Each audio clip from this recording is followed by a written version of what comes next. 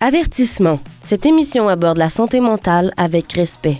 Elle ne remplace pas l'aide d'un professionnel. Si le contenu fait écho à votre vécu ou affecte votre bien-être, des ressources et des spécialistes sont disponibles pour vous aider.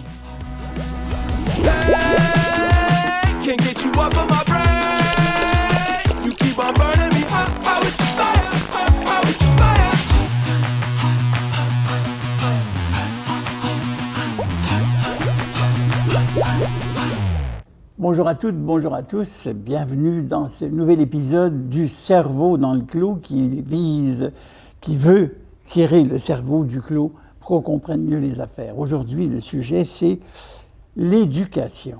Je pense qu'on est sans doute là pour quelques heures. Diane Lefort. Ouais. Diane Lefort, qui est directrice générale du Centre d'entraide de contact de Warwick depuis 2013, qui est également diplômée en sciences sociales, en mobilisation et développement des communautés, en santé mentale et en techniques d'éducation spécialisée. Comme on dit, vous êtes pas mal allé à l'école. Oui, vous avez beaucoup essayé le système d'éducation, vous le connaissez de l'intérieur. Oui. Mais quand vous étiez mairesse, vous n'aviez pas besoin de toute cette formation-là. Qu'est-ce que vous êtes allé chercher en éducation? Avant de parler d'éducation, autrement dit, qu'est-ce qui a fait que vous avez voulu avoir toute cette formation-là? Je pense que c'est peut-être le syndrome de l'imposteur puis un manque d'outils. Je trouvais qu'il me manquait des outils. Je me disais, l'éducation est là pour te fournir une façon de réfléchir, une façon de parler, puis beaucoup d'outils. Puis quand tu as un poste qui va avoir un impact sur les gens, bien, s'il te plaît, vas-y pas avec ton gros bon sens, vas-y aussi avec des connaissances acquises par plein de pairs, par plein de collègues, puis va te chercher des outils, une formation. Tu sais, c'était sûr que je me devais d'offrir à ma municipalité d'être au moins formée pour ce que je dis, ce que je fais, ça résonne un petit peu. C'est pas juste, ben moi, c'est ma vérité, fait que donc je l'applique. Je voulais pas faire ça. Je voulais avoir une formation, tu sais. On a beaucoup de gens qui sont des gérants d'estrade. Fait que je me suis dit, Diane, va te chercher un background, tu sais, un bagage. Ouais. Si je suis gérante d'estrade, je vais connaître mes gradins, mon terrain, mon gazon, mes joies. Je vais être équipé pour être capable. Quand je vais dire quelque chose, c'est appuyé par derrière. Oui, c'est ça. Mais l'éducation, en principe, si on dit, on envoie des gens à l'école, maintenant on a la garderie, ensuite, on a le maternel, ensuite, on a le primaire, on a le secondaire, les études collégiales, universitaires, les formations techniques, les formations... Autrement dit, on peut apprendre à peu près n'importe quoi. Oui. Et on est dans un milieu, au Québec, au Canada, où l'université est quand même relativement moins chère. Quand on pense qu'aux États-Unis, ils s'endettent à peu près pour 200, 300, 400 000 US pour faire la même éducation que nous, on fait à l'Université de Montréal, à l'Université du Québec, à McGill, etc. À ce niveau-là, on est privilégié au niveau de l'éducation. Maintenant, qu'est-ce qu'on offre comme éducation? Bien, c'est ça. Parce que là, je vous coupe là parce que vous avez dit quelque chose qui m'apparaissait fondamental. Je vais aller chercher les outils. Je vais essayer de comprendre comment fonctionnent les choses. Autrement dit, à l'époque, à ma glorieuse époque, avec la couleur de cheveux que j'ai, on comprendra, le cours classique, c'était un affaire où on nous apprenait à penser. Autrement dit, on arrivait devant n'importe quelle situation, on avait comme des leviers pour essayer de comprendre, de décortiquer, de voir une situation, d'analyser et de résoudre si possible. On nous apprenait à penser, à la fois en ayant des vieilles sciences, le latin, les racines des mots, donc on comprend c'est quoi les mots, au niveau des sciences, la physique, la chimie, les langues, la géographie, l'histoire. Autrement dit, on nous donnait des outils pour justement arriver à comprendre de telle sorte que on arrive au moins avec un équipement. J'ai l'impression aujourd'hui qu'on est davantage axé, corrigez-moi, peut-être vers une spécialisation, c'est-à-dire qu'on répond davantage à des besoins. On ne forme plus un individu, autrement dit, une femme, un homme qui va être un élément d'une société globale, mais où on fabrique, on donne aux gens les outils pour exceller dans un domaine. Je m'excuse, on dirait que c'est moi qui suis l'invité, mais c'est comme un médecin. Le gars, il est spécialiste de l'œil. Ah oui, vous avez ça, vous avez ça, vous avez ça. Oui, mais l'œil est rattaché à ma tête est rattachée à mon corps, puis mon corps est rattaché à la tête. Lui, il voit l'œil, il regarde l'œil, mais il ne fait pas le lien avec tout le reste. Tout est compartimenté. Mais là, à ce moment-là, l'éducation, ça devient...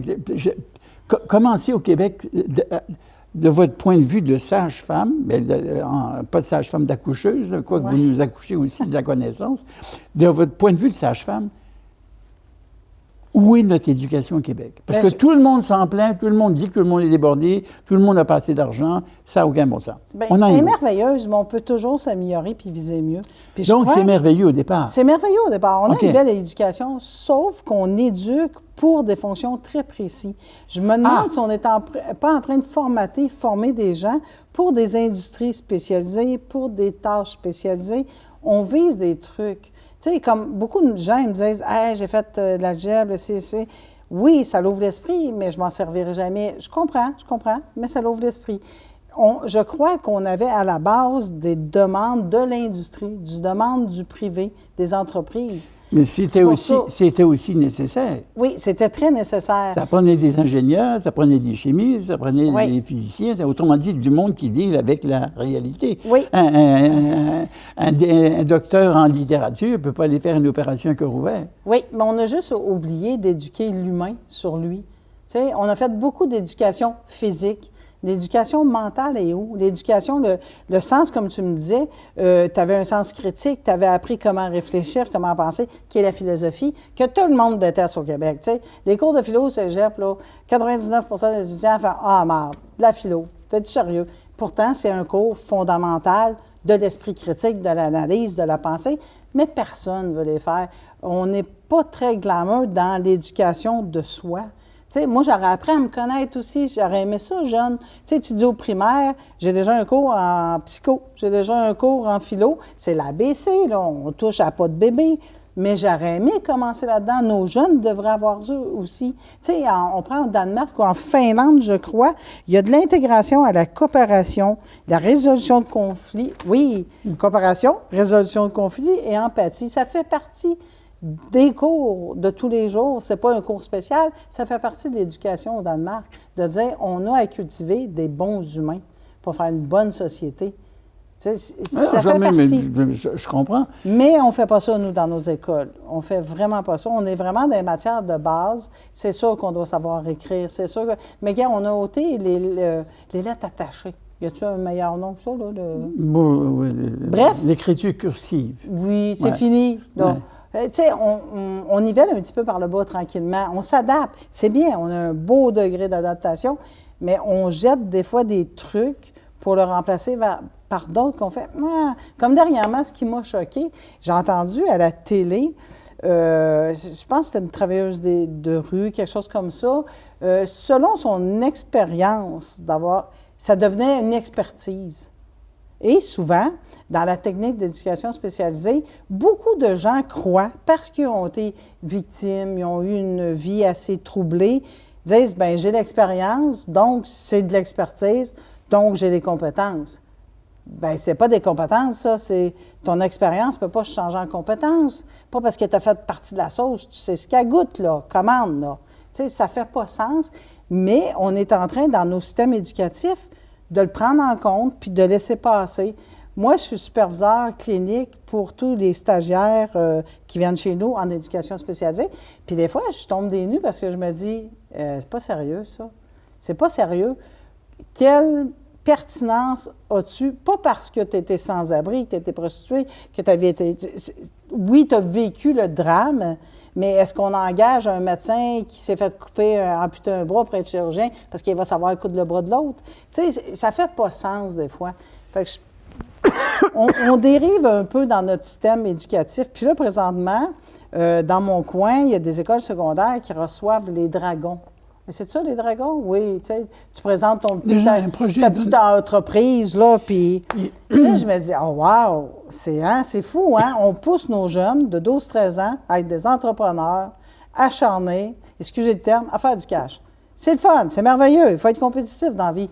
Mais pourquoi que c'est pas de l'altruisme, de la coopération, c'est pas des cours de psychologie, c'est pas de connaissance de soi?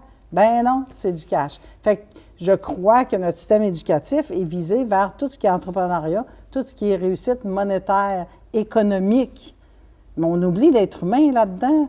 Tu sais, je vais chanter à la tune de Pink Floyd, là, un de Break in the Wall. Oui, mais Diane... On n'est pas de la chair à... Diane, c'est pas pour choquer que j'emploie cette formule-là, mais... Oui. les 3 moteurs de la civilisation, c'est le cash, le cul et la culpabilité. Alors qu'à ce moment-là, je veux dire, déjà en formant ces gens-là, on leur dit la chose la plus importante au monde, c'est d'être riche. Oui. C'est ce qu'on voit partout. Hein, les moines qui se lèvent à 4 heures du matin, qui se mettent à 4 pattes, puis qui prient jusqu'à 7 heures, qui mangent un bol de riz, hein, c'est folklorique. Ça. Autrement dit, ce qui est valorisé, ben, c'est un peu comme l'image de la femme. Hein, je veux dire, avant ça, on regarde les femmes au 15e siècle, étaient un peu et là, maintenant, je veux dire, si on n'est pas anorexique, on n'est pas éligible au sexe. Hein. Autrement dit, l'éducation, ça devient une forme de société qu'on veut se donner. Ce sont des choix c'est de société. C'est culturellement qu'on a fait ces choix-là, de dire, bien, ça va être ça, nos normes de culture, puis c'est ça qu'on va apprendre à patauger là-dedans. Mais tout se change. On évolue, puis moi, j'espère vraiment que l'être humain va évoluer tout le temps, puis qu'on va être capable de dépasser ça. On ne peut pas mettre des campagnes pour l'intimidation dans les classes si on se dit, on ne met aucune formation en psycho, puis reconnaître c'est quoi un boulieur. Tu sais, lui, quand il est en train de me traiter de petite grosse, là, il est en train de me boulier. Si j'aurais une formation, je ne serais pas atteinte et je lui ferais un retour. « Hey, s'il te plaît, qu'est-ce que tu es en train de me faire? » Tu sais, les jeunes pourraient avoir des armes pour se défendre facilement si on leur donnerait des outils de compréhension de qu'est-ce qui est en train de se passer. Mais le petit loup, ça va mal chez eux, il n'y a pas d'estime de lui, il est en train d'en prendre sur toi. Toi, ça t'ébranle, mais tu pourrais aussi, avec empathie, le remettre à sa place. On pourrait enseigner ça à nos jeunes. On aurait beaucoup moins de problématiques sociales, de délinquance, de troubles anxieux si les gens se connaîtraient, si les gens pourraient identifier « Hey, c'est quoi qui se passe? Ah, c'est mon ego, je me sens pas belle dans mes jeans. Ah, mais c'est pas grave, je suis bonne en... » On pourrait apprendre ça à nos jeunes. On pourrait les apprendre à s'analyser graduellement. Ça serait merveilleux. Tu trouves pas? Bien, non, parfaitement d'accord, mais il y a quelque part où j'ai l'impression que notre société, parce que les sociétés, c'est toujours sur des longues plages de temps. Oui. Alors, à l'époque, on avait le cours classique qui formait justement des notaires, des avocats, des médecins, des curés, beaucoup de curés. Hein. Oui. Puis, ou l'enseignement. Donc, ça, c'était ce qu'on avait. Mais au niveau de la finance, au niveau des affaires, au niveau de la construction, tout ça, c'était laissé aux autres. Et là, c'est comme si tout à coup... Tu avais les nobles et tu avais les marchands. Oui, bien, tu avais les commerçants, mais en même temps, c'était vraiment le milieu éduqué qui était finalement sans pouvoir. Ouais. Et là, on s'est dit que non, le pouvoir passe par l'entrepreneuriat, par les affaires, par l'argent. Ouais. Et là, on a commencé à créer des millionnaires au Québec, à s'organiser pour que tout à coup, qu'on prenne le contrôle financier. Bon, les derniers 60 ans, ce n'est que ça. Mais pourtant, c'est triste parce que toute notre idéologie, puis nos films, nous ramènent nos héros à la TV, là. C'est tous des petits pauvres qui ont de la misère. C'est tous des va-nu-pieds qu'on fait « Oh, wow, c'est tellement démarqué. » Tu sais, nos Harry Potter de ce monde, c'est pas des gens qui ont un succès phénoménal. C'est souvent la classe pauvre ou moyenne qui se démarque, puis on s'identifie tellement à eux. Mais dans notre quotidien, c'est l'inverse. On devient de gros boulieux qui clenchent tout le monde parce qu'il y a l'argent. C'est paradoxal. Ouais. Oui, mais l'éducation, à ce moment-là, ça devient simplement un outil pour accéder à la richesse, accéder au pouvoir et accéder à s'organiser pour dominer. Autrement dit, on nous dit, si tu n'as pas ton doctorat, présente-toi même pas à tel endroit, tu ne seras pas engagé. Ouais. Autrement dit, on pousse l'éducation à entrer dans un milieu compétitif. La science comme telle n'est plus valorisée. On a exclu les arts, on a exclu la plupart de tout ce qui était parascolaire. C'est devenu parascolaire parce qu'on ne l'enseignait plus dans le curriculum. Ouais. À ce moment-là, on forme vraiment des citoyens pour fonctionner, pour faire du cash, et c'est un choix de société.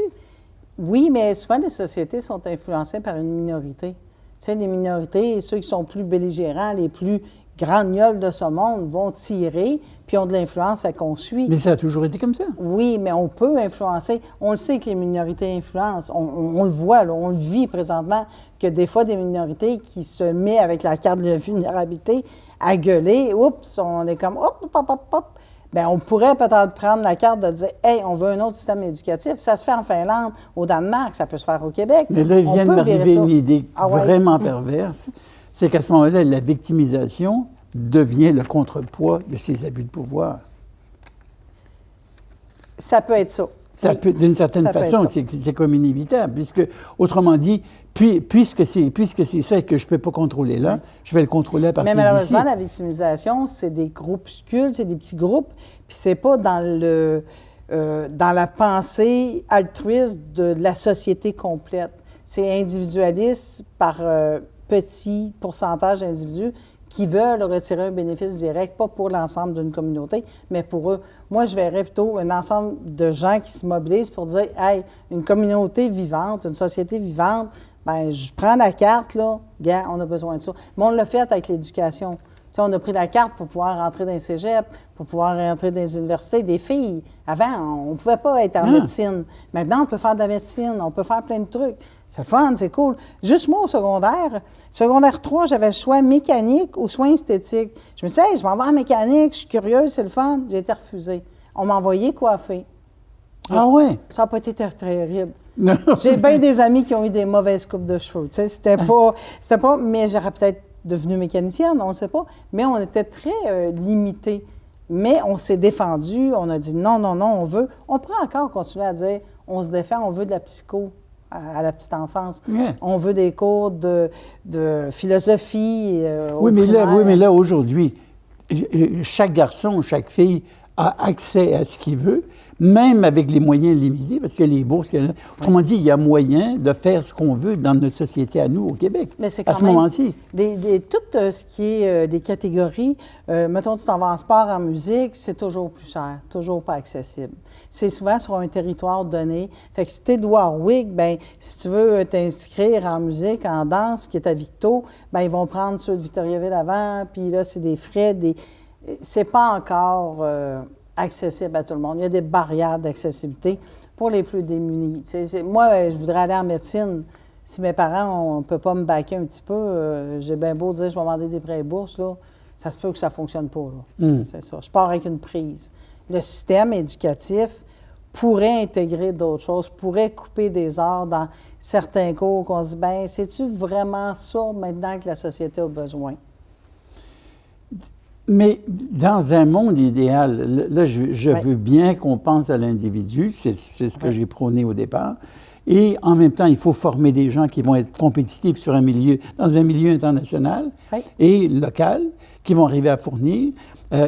Mais qu'est-ce qu'il faudrait ajouter? OK, des cours de psychologie, autrement dit, apprendre aux gens à se connaître un peu mieux pour pas simplement s'entrechoquer tout le temps. Fine. Mais au Québec, qu'est-ce qu'on pourrait souhaiter de plus, littéralement? Bien, c'est sûr, la coopération, ça serait génial. L'empathie, la coopération, parce qu'on pourrait sortir beaucoup d'entreprises d'économie sociale. Tu sais, moi, quand je vois... Mais à ce moment-là, ça ne commence pas avec les familles. Je vais te donner un exemple petit que je dis toujours. Je vais te donner un exemple micro, tout petit, puis on va le mettre dans le monde d'adulte après. On est dans une classe, il y a un petit tannant qui a plein d'idées, mais il est paresseux. Il dit « Hey, moi, là, il me semble que je ferais de l'argent pour les sortir. Yes, je pars des recettes de biscuits puis on les vend. » Il a l'idée, il n'a pas l'argent. Il s'en va voir la prof, il dit « Hey, je peux-tu prendre le petit pot de tous les enfants qui ont vendu du chocolat? Je prends le petit pot, puis je pense. » Fait que là, lui, il est en 4e année. Il dit « Ceux de 3e vont tous aller m'acheter des ingrédients. Ceux de première année vont les cuisiner, puis ceux de deuxième vont les vendre. » Fait que là, le projet se met en branle, tout le monde travaille. Lui, il a eu la bonne idée, il a pris l'argent de l'école, il a fait travailler toute la petite gang. Puis comme ça va bien son idée, il dit « Bien, moi, j'aimerais ça être assis auprès de la fenêtre, parce que je vais me sauver dehors. » Fait que le prof a dit « Wow, quelle bonne idée! » Tout, il s'assit près de la fenêtre. En fin de l'année, il gagne le petit trophée du meilleur élève, patati patata. Oui, mais dans les faits, la petite personne en première année qui s'est promenée à vendre des biscuits, qui s'est gelé le cul, je suis sûre que son parent va arriver à l'école, va dire « Bien là, pourquoi Étienne a passé tout son temps à vendre des biscuits, puis pourtant Mathieu, qui a absolument rien fait, qui a pris l'argent de l'école, il s'assit sur le bord de la fenêtre, puis il a le droit à tous les avantages. » Elle va dire « Là, c'est injuste, c'est pas partagé égal. » C'est sûr que les parents vont se fâcher. Ils vont dire « Pourquoi tu as abusé de mes petits-enfants plus petits pour leur faire vendre des biscuits, tandis que le grand fainéant, il était assis sur le bord de la fenêtre, tranquille, à rien faire, puis c'était même pas son argent. Il a pris l'argent de la cagnotte de tout le monde. » On va être outrés. En tant que parents, on va y aller, puis on va dire « Hey, mon grand, toi, vas-y, vendre tes biscuits, là. » Tu sais, on va être fâchés. Mais si on ramène le même scénario dans les adultes, le monsieur a une bonne idée, il n'a pas l'argent. Il s'en va à la caisse populaire. Il dit, moi, j'ai une maudite bonne idée. Il prend l'argent de tous les épargnants du Québec, tous tes 10 piastres que tu as mis en banque, il prend tout cet argent-là. Il part un projet, il fait, j'ai pas envie, moi, de travailler. Je vais engager du monde au salaire minimum. Il engage plein de monde au salaire minimum. Il est fait travailler, suer, puis il dit non, tu vas travailler samedi. Non, tu n'auras pas une fenêtre. Non, tu n'auras pas d'air climatisé. Oui, tu vas faire du transport d'intempête. Go, go, go, go. Tout le monde travaille. L'argent va bien. Il est riche. Il s'achète sa maison à Bromont. Il s'achète sa piscine. Tout va bien. On va-tu le chicaner, lui? S'il serait un enfant de 7 ans, on dirait, hey, mon vilain, t'as envoyé ta petite sœur vendre des biscuits, puis tu n'as pas donné la moitié. Ah ben, t'as gardé 2 piastres, mais tu l'as envoyé vendre des biscuits. Vilain grand garçon, on dirait ça. Mais comme c'est une personne, un entrepreneur, on fait « Wow, il est hot, lui! Hey, il est hot! » Il n'y avait pas une scène au départ, il a pris l'argent de tout le monde, il a fait travailler tout le monde, comme il les a fait suer comme des cochons, puis lui, il est resté foiré dans son condo. Regardons, toi, il a juste une idée, on paye l'idée maintenant. C'est d'une tristesse. Puis en plus, on le louange, c'est un homme d'affaires. Là, maintenant, il est reconnu. Mais si ça serait l'école, on serait en bourgeois le vert. On dirait au professeur, pourquoi tu as pris l'argent de toute la classe pour le donner aux grands fendants pour qu'ils partent un projet, qui n'a même pas envie de travailler dessus, qui s'effoire le cul pendant que les petits jeunes font la rue puis vendent des biscuits. On serait choqués que le grand fendant ait l'air climatisé puis qu'il ne fait rien, là. On serait choqués en maudit. Mais dans un monde adulte, c'est un entrepreneur génial. Il est très génial. C'est ça. Oui, mais moi, ça me choque. là, vous me faites sortir de moi-même parce que j'ai l'impression que je suis obligé de prendre le contrepoids. Bien, vas-y. On a un architecte. Okay, l'architecte, lui, il pense, il voit une maison, il voit tout ça. Oui. Là, il dessine, il va dire, tiens, on va mettre de telles choses, on va mettre du bois, on va mettre des éclairages comme ça. Puis après ça, forcément, il va voir quelqu'un, comment on appelle ça, un entrepreneur. Et puis, lui, il va décider de combien ça coûte. Puis là, après ça, ils vont engager une firme de contractants. Puis là, ils vont avoir des ouvriers. Puis là, il va y avoir les gens sur les chantiers de construction. Puis il va y avoir l'électricien, puis le plombier, puis tout ce qu'on veut. Puis bon, et là, on va avoir une belle maison. Ouais. Mais l'architecte, lui, il l'a imaginé, il l'a fait, puis il a vendu son idée, puis il a vendu son plan. Puis ça marche, puis les gens qui vont habiter dedans vont être super heureux.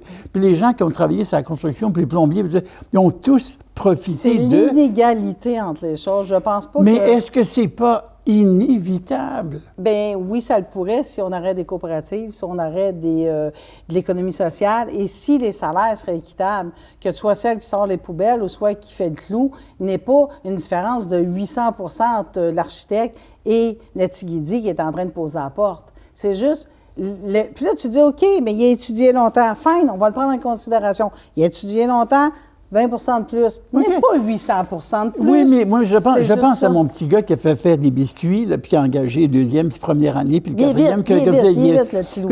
Oui, mais lui a pensé à toute la structure. Oui, mais ça veut dire qu'on paye des idées. C'est fou de dire... Mais mais l'idée, c'est ça qui fait la différence du monde. C'est parce qu'il y en a un qui a pensé à un avion. Oui, mais ton idée ne pourrait jamais être concrète sans le jus de bras de milliers de personnes. On est d'accord, mais les jus de bras de 1000 personnes ne serviraient à rien s'il n'y avait pas d'idée. Oui, mais... Non. C'est pour bâtir le bateau, bâtir l'avion. On est obligé d'être d'accord avec les colonisations. On est d'accord avec tous les envahissements de pays parce que quelqu'un a eu une bonne idée puis il dit on va faire la traite de fourreux, on va faire la traite de noirs aussi, tant qu'à faire, c'est payant. Tu sais, ça veut dire on doit être d'accord pour ça. Sinon, tu sais, la Renaissance, ils nous ont fait des beaux villages, des belles villes. Tu sais, on pense à Florence, tout ça. Mais ils ont exploité tellement de gens. Tu sais, il y a une genre de cruauté puis d'asservissement de l'être humain qui est laid. Pourquoi tout le monde ne pourrait pas avoir... Oui, je sais, tu as été longtemps à l'université.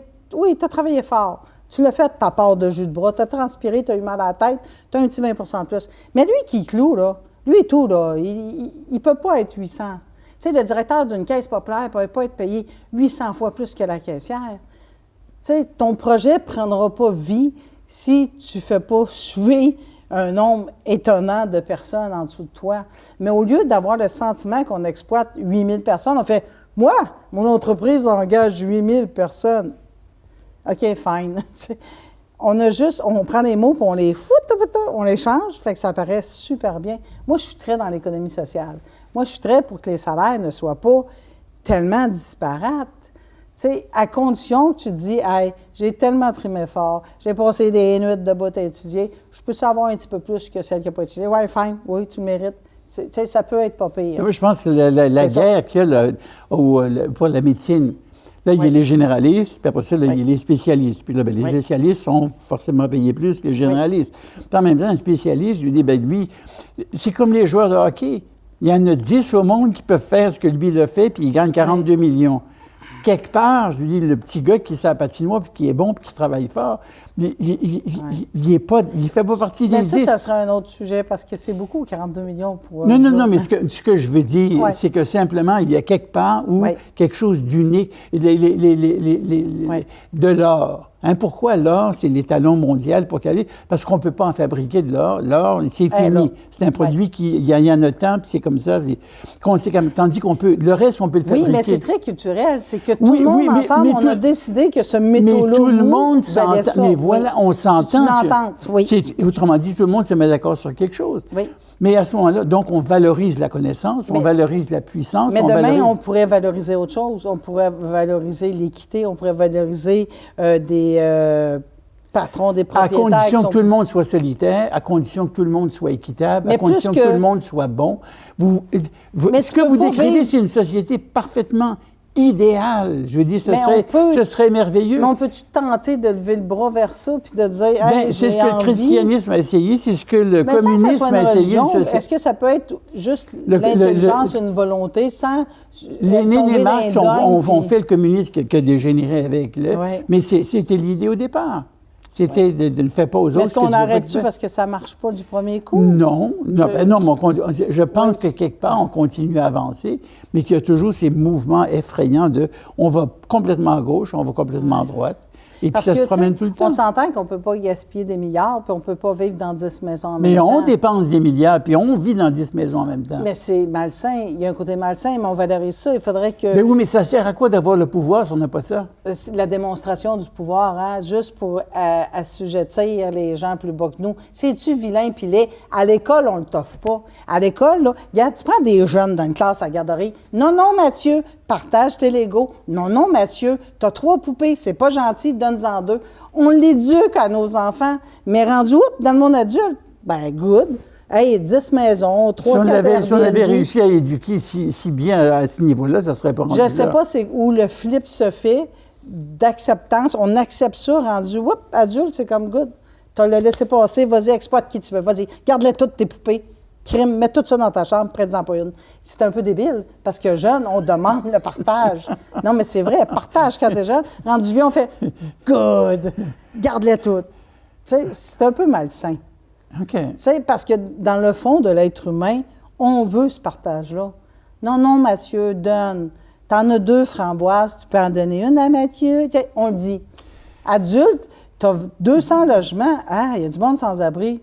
Ouais, fine, laisse-les vides. Tu risques de faire 1002 si tu attends un peu.